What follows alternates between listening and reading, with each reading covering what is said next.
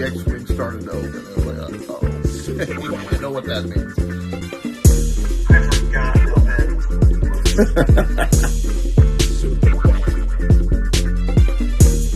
Well, our next film was your selection for the week.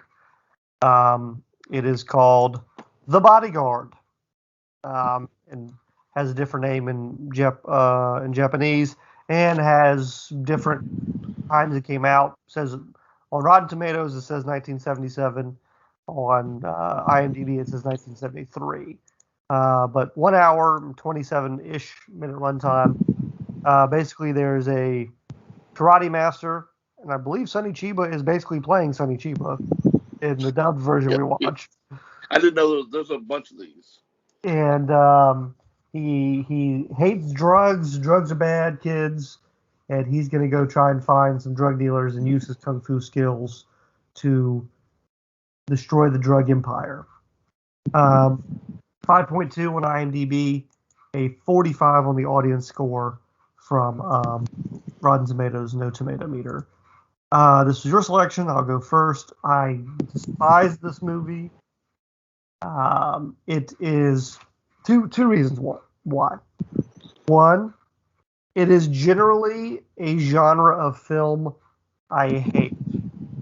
There's a subgenre of kung fu movies that they made a bunch of because they're super cheap to make, I guess, where there's a kung fu guy, it's modern times, and there's normally British foreigners selling drugs, and I gotta go stop the drug guys. They made a bunch of those. They're all bad. They're all the same plot. They're all ugly. With some of the worst kung fu I have and they don't even do the kung fu good. Don't even try. Every single one of those movies. So generally speaking, this genre just sucks. And this one was very, I mean, for one of those movies, it was what it was. I did not pick this movie. Okay. This movie picked us. Why is that? Because for some reason, when I went on to look for it, I looked for a Sonny Chiba movie. It started playing. I was not going to pick this. And then the opening. And the opening thing, I thought, oh, well, I have to pick this. Yeah. I was like, I mean, how can I not pick this? That's before I paused it, thought about it, I was like, okay, well, this is going to be the movie. Went, did some stuff, came back to it, decided this was it, got to, because it's going to have a great conversation about this. This is awesome. I didn't know this existed.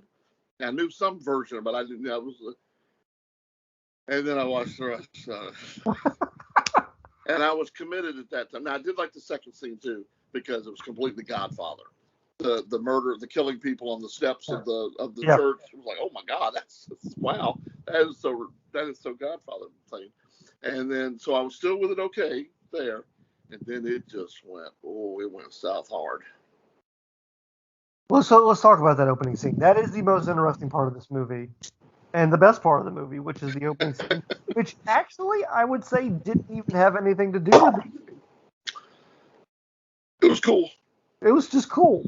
So the opening shot of this movie is it's a red background, I think, in yellow writing, and it's the Ezekiel 25:17 quote that again Tarantino used in Pulp Fiction. It's almost the exact same color scheme as Pulp Fiction. Another. I mean, if you think about it, not only did he probably watch Samurai Reincarnation and use that quote and that character idea of the sword creator for Kill Bill, we have the Ezekiel 25:17 thing here. In True Romance, which he wrote, he's going to see 3 Street Fighter, son of Street Fighter, or whatever, daughter of Street Fighter, sister, yada, whatever, you know. So I love Quentin Tarantino. I don't get. Is he a hack? I think he likes bad movies. I think he's the most fascinating person ever because I think he's the only major director who is good at making movies, but his passion for movies is bad movies. But is he a hack? He seems to take an awful lot of liberty. No, he's admitted to it. I was just a question. I didn't say I thought he was. Just wanted to know. All right, moving on. No, I think I watched an interview with him, and he talked about how if you love movies, if you truly, passionately love movies, And feet. then you're going to make good movies. He said you don't have to know what a lens or a camera. You ain't gotta go to school. If you love movies, you are destined to make good movies. That's basically what he said. And I think this feeds into it. He has watched and absorbed and obsessed about so many movies that he's just able to has this catalog. I guarantee he probably has like a photographic memory. This catalog of shots, and he's able to just maneuver them around in his head to make his own movie. They actually he was on Jimmy Kimmel, I want to say, a few years ago, and they played this fun game with him where they read the back of VHS movies, and he had to try and guess the movie. You sent me this. Did I? Yeah, and it was great, and it was movies you would have never heard of in a million years, and he was able to get it. He was like, "Oh yeah, that's that person, stars this, and blah blah blah blah blah," and he's just rattling off facts about it, and it's fascinating. So I think he's on the spectrum of some sort.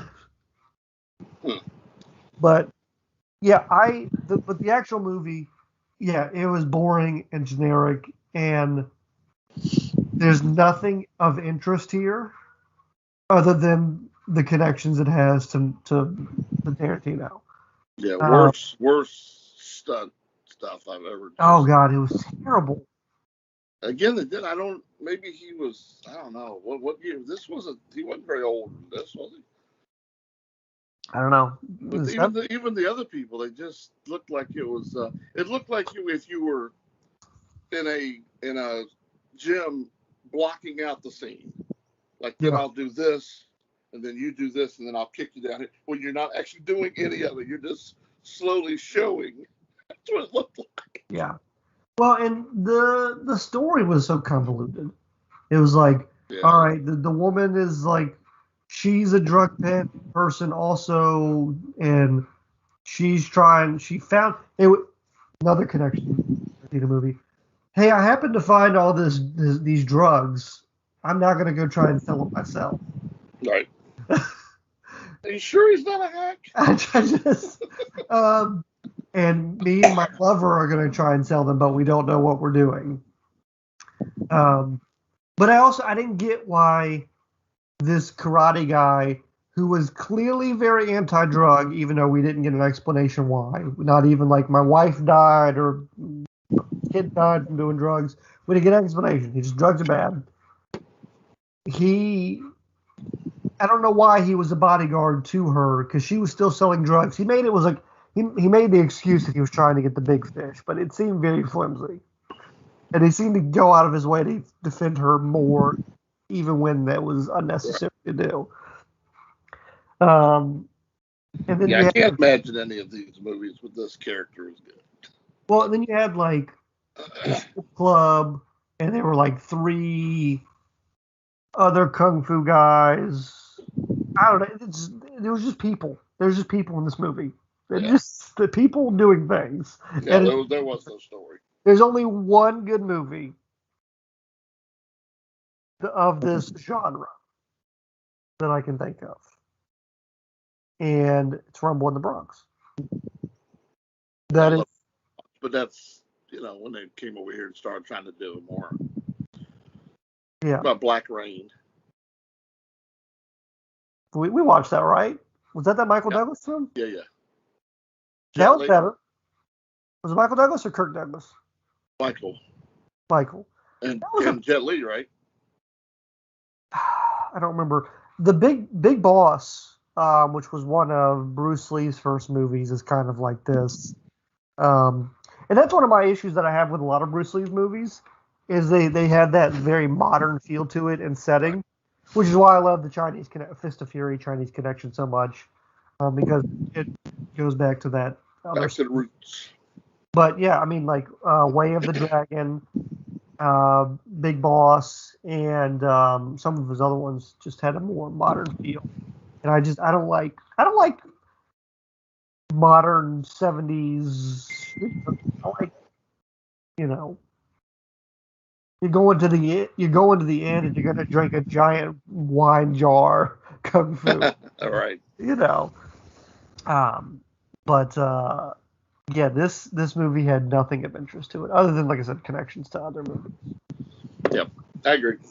But yeah, 2 thumbs down this week. That's sad that we both movies. memorialized Sonny Chiba with 2 of his Well, worst. we to be fair to us, I think we found interesting movies as far as their connections to other things, and we didn't go with the go-tos. We didn't go with Street Fighter, and Right. we went deeper into the catalog. True.